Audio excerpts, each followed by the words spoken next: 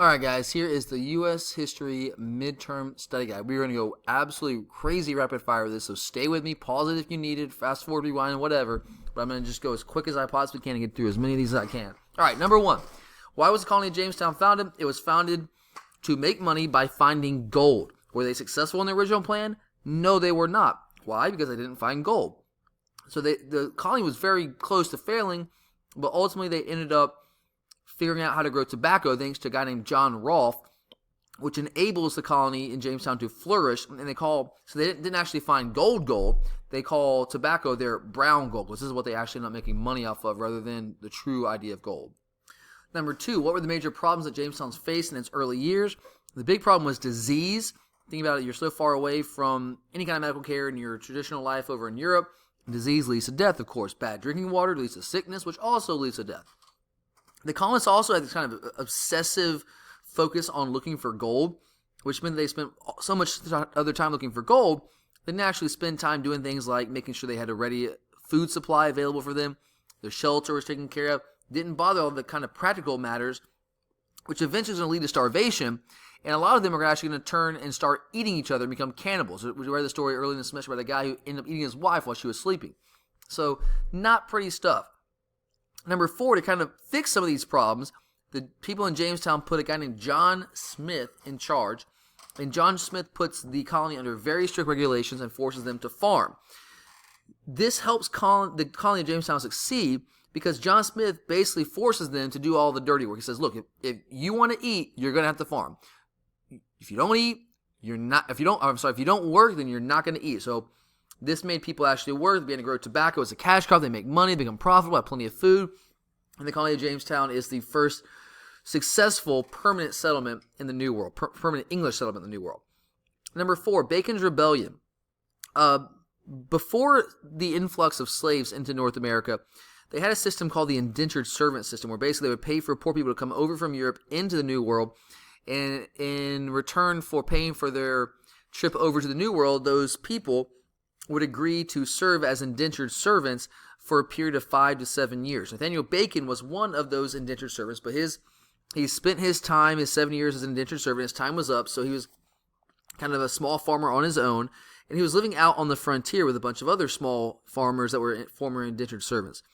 Well, they were being attacked by Native Americans out there on the frontier, so they were asking the leaders in Jamestown to help protect them from the Native Americans. Well, the leaders in Jamestown refused because they didn't care about small, stupid indentured servants. So finally, the indentured servants got upset about it and decided they're going to rebel against Jamestown.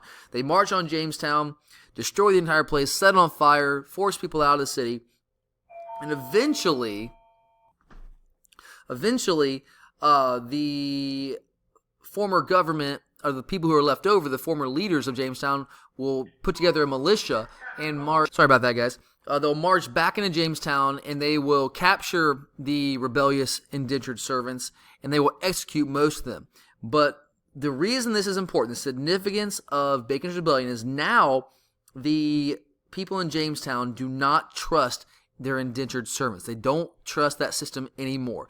But they still need people to do their labor, to work in the field. So if you're not going to trust indentured servants to do it, who are you going to get to do it? So this is when they start to turn their attention to Africa and start importing slaves to do all the work in the plantations and in the fields. So it leads to a reliance on African slave labor.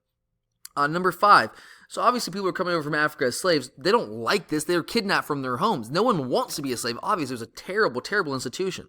But it's really hard to just flat out run away or rebel in some sort of armed rebellion. That happened from time to time, but it wasn't common.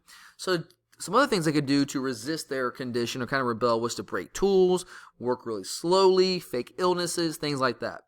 The triangle trade was, I don't have a picture of it up here, but imagine that you have a triangle between North America, Europe, and Africa. That's the triangle trade. Slaves were sent from Africa to North America, where they were put to work and produced raw materials like cotton and tobacco. Those raw materials were then shipped across the Atlantic Ocean to Europe. Europe took those raw materials, put them into their factories, and produced manufactured goods, which Europe then traded with Africa and also with North America. So this is kind of this constant triangular cycle, and the middle passage was the part of the triangular trade that went from Africa to America, where slaves were shipped along, kidnapped and shipped along the path to slavery in North America. Number 7, the Powhatan Wars and King Philip's Wars. Those were both conflicts between the Native Americans and the white settlers. Number 8, the Puritans left their home in England to escape religious persecution because they believed they needed to purify the religion in England. So the king was persecuting them. He did not agree with them. So they leave and they come to North America, establish Massachusetts Bay Colony, and found what they call their Christian society in a city on a hill. Number 9, in kind of an ironic turn though, even though the Puritans came to North America to escape the persecution they were suffering at the hands of the English, when they get to North America and establish the Massachusetts Bay Colony as their own colony, they turn around and start rejecting and persecuting any other people who believe in religions other than their own. People like Anne Hutchinson and Roger Williams, and also the witches in Salem. Number 10, Anne Hutchinson and Roger Williams were two individuals that believed in freedom of religion, and they disagreed with the Massachusetts Bay Colony and challenged the teachings of the Puritans. So because of that, they were branded as heretics, and they were expelled from the colony. Roger Williams eventually goes on to found Rhode Island on the principle of religious freedom. Number 11, Pennsylvania is another colony that will be founded on the principle of religious freedom. They were founded by a religious group called the Quakers, a very tolerant religious group that was led by William Penn. Number 12, the Massachusetts Bay Colony got their charter canceled because the king in England realized that a lot of the merchants in Massachusetts were smuggling goods and kind of avoiding the taxes. So the king wants to punish them. He's mad about this. So he wants to have more control over trade between Massachusetts and England, and he makes Massachusetts a royal colony where he has complete control over the colony. Number 13, the Dutch originally founded New York, and the name of New York before it was New York was New Amsterdam, because Amsterdam is a city, it's a Dutch city in Holland, or what is now the Netherlands. Number 14, the French and Canada relied on the fur trade for their economic survival. Number 15, Ben Franklin was an example of social mobility because he was born very poor. Social mobility means like you're climbing up the ladder, the social ladder, from being like super poor to being wealthy. So he was born very poor, but he grew up and became very wealthy. So he's an example of social mobility.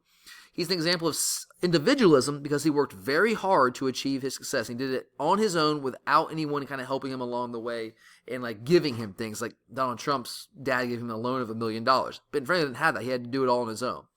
The House of Burgesses was the first representative government in the New World. It was in Jamestown, Virginia. So the House of Burgesses, the Mayflower Compact, and New England's town hall meetings were all examples of self-government. That's what they had in common. The Great Awakening was a religious movement that was kind of like a rebirth of religion in the colonies and emphasized that all people were equal in the eyes of God. The Enlightenment was an intellectual, scientific movement that focused on reason and science and emphasized the great human potential and also the equality in human beings. So they're connected, although they're different in some ways. They're connected because the Great Awakening and the Enlightenment, they both emphasize equality, and they also both encourage the colonists to start questioning authority, start questioning religious authorities with the Great Awakening, and with the Enlightenment, start questioning political authorities, which will make it easier for them to rebel against the British later on. Number 18, mercantilism is an economic philosophy where the government is supposed to make a profit. Basically, it's the idea that the power of a country is measured by how wealthy you are. And a country becomes wealthy by establishing colonies around the world and using those colonies to produce raw materials that will kind of fuel the society and the economy of those countries. Number 19, the British decided to put tax on American colonies after the French Indian War to basically pay for the French Indian War. The French Indian War was a 7-year-long war. Wars are very expensive, and they needed to pay off the debt they went into to fight this war. So they put those taxes on the American colonists because to the British, the war was fought in North America, so it made sense for North Americans to have to pay those taxes. The Stamp and Townshend Acts were two examples of taxes that were put on the American colonists to pay for the French Indian War. The colonists obviously were not happy with those taxes, so they started to boycott British goods. They start the slogan of no taxation without representation. They form protest groups like the Sons and Daughters of Liberty. Number 21, we just said the Sons and Daughters of Liberty. They were protest groups that encouraged boycotting British goods, like the Boston Tea Party was something the Sons of Liberty were engaged in. A committee of correspondence was basically a letter-writing campaign. To correspond means to communicate There's a letter writing campaign between people in the different colonies, the northern colonies, the southern colonies, the middle colonies. They're all exchanging letters and using propaganda to encourage protests against the British and to encourage the colonies to unite together in their protest against the British. And so that's also the answer number 22. And it was Samuel Adams who originally organized the committees of correspondence. Let me catch up here what you're looking at. Sorry, guys, another video that kind of went off. But we are on number 23. So, what basic rights does the Declaration of Independence include? You need to remember the quotes, all men are created equal, and it also guaranteed, quote, rights of life, liberty, and the pursuit of happiness. The second part there, what does the Declaration of Independence say the role of the government is? It says, quote, the role of the government is to, or I should say, the role of the government is to, quote, secure these rights like life, liberty, pursuit of happiness. Number 24, Thomas Paine was a columnist who wrote a pamphlet called Common Sense, and in this pamphlet he argues that it did not make sense that little old England, small island country, was ruling all the colonies over there on an entire continent in North America. So Britain is just too far away to rule the colonies. Makes no sense. Number 25, what were George Washington's most significant military accomplishments? Well, George Washington actually lost a ton of battles in the American Revolution. He was not flawless there. He lost a lot of battles, but he did a lot of good things as well. He led his troops across the Delaware River in the middle of the winter and attacked the enemy. He kept the army together during a very brutal winter at Valley Forge while they were kind of taking a time out from fighting during the winter.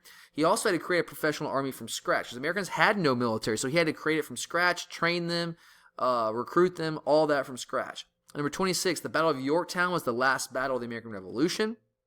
Number 27, the Treaty of Paris of 1783 was the name of the peace treaty that ended the American Revolution. And the big part of that treaty was that the U.S. gets its independence from Great Britain, and the U.S. Also got some land from the British as well. Number 28, the very first government of the United States was the Articles of Confederation, not the U.S. Constitution, the Articles of Confederation. But the Articles of Confederation did not last that long because they created a very weak federal government. Some of the weaknesses of the Articles of Confederation were, number one, that there was only one branch of government, which was the legislative branch. So there was no executive branch, which meant there was no president. There was no judicial branch, which meant that there were no national courts. Another big weakness was that the government couldn't tax anyone, which means they can't make really any money at all. They can only request money from the states, and the states aren't going to give them money very often. Another weakness is they couldn't raise the military. The government couldn't regulate trade between the states, so major weaknesses.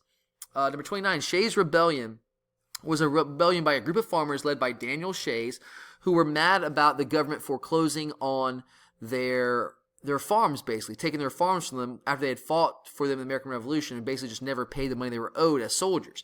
So they're mad, and they start marching on courthouses and closing courthouses down so they can't take their farms away. And this is very important because it changes the views of the Articles of Confederation. Now people across America realize the Articles of Confederation have created a government that is just simply too weak. It's a group of ragtag farmers, nothing but pitchforks and knives, basically, clubs, basically, are going around, and they have shut down many parts of the government in Massachusetts because there was no national military to stop them. The Articles of Confederation didn't allow the government to have a military, basically. So now they realize they're going to need to scrap the Articles of Confederation and start all over and create a new U.S. Constitution that makes the federal government much stronger.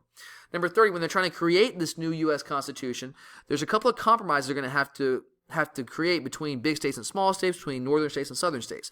The first big compromise is the Great Compromise. That settled the issue of representation in Congress. How many representatives does each state get? Is it going to be by population? The more people you have, the more representatives you get? Or is it going to be an equal number for each state? So they solved this problem, the Great Compromise, by creating a bicameral legislature, which is a House and a Senate, that each do something different. The Slave Trade Compromise said that the slave trade would continue for the next 20 years, but after that, this slave trade would be outlawed in the United States, could not import slaves from Africa anymore. The Election Compromise created the Electoral College as the way to pick the president. The Three-Fifths Compromise said that each slave in the South would count as 3/5 of a person when counting the population of the state. The number 31, the most significant feature of the U.S. Constitution. Number 1, you get the separation of powers in the three branches. Number 2, the government, it was limited government. The government did not have absolute power, it had limited power. And number 3, checks and balances. Number 32, the Federalist Papers were written by Alexander Hamilton, James Madison, and John Jay, mainly Alexander Hamilton. And they were written to convince people in the United States to support the Constitution and the new, stronger federal government.